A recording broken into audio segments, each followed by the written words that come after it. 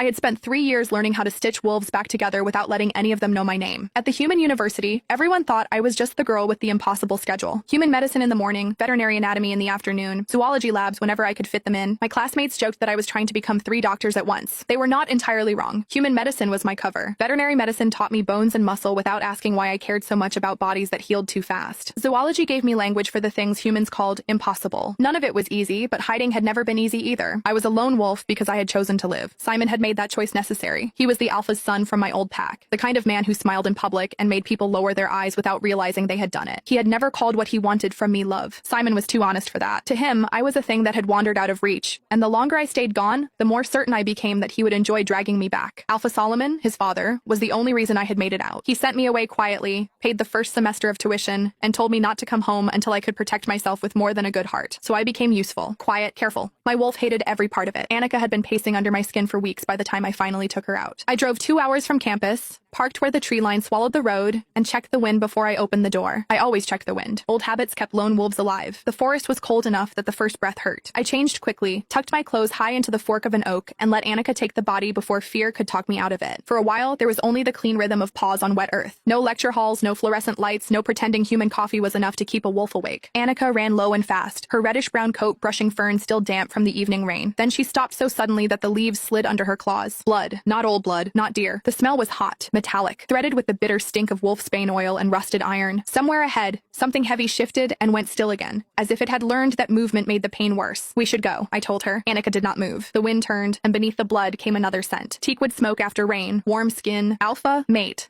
Annika said, and for one foolish second, every lesson I had taught myself went silent. I had imagined my mate once, back when I was young enough to believe the moon goddess was kind. I had not imagined finding him half hidden in enemy brush, one massive black leg caught between the teeth of a bear trap built for war. He was in wolf form, bigger than any wolf I had treated in a classroom simulation. Midnight dark, except where blood had matted the fur around his hind leg. The trap had closed below the knee and crushed deep. If he shifted, the change would tear through the remaining tissue. If he stayed there, whoever said it would come back. His green eyes followed us through the brush. He knew we were there. He also knew he could not chase us. That should have made him less dangerous. It did not. I forced the shift back before I could think too hard about being exposed in front of a stranger, mate or not. Fear made my hands efficient. I kept them open, kept my voice steady, and did not step close until his nostrils flared over my scent. I'm not here to hurt you, I said. The trap is under the joint, and if you shift, you may lose the leg before anyone can help you. If you let me release it, you still have a chance. His ears angled toward me. Not trust exactly. Calculation. Good. I understood calculation. I'm studying medicine, I added. Human and wolf. I know enough to get you out. Maybe enough to keep you alive until your pack finds you. The black wolf lowered his head by a fraction. Permission. I worked by moonlight and touch. The trap was old but maintained, the spring still mean enough to take my fingers if I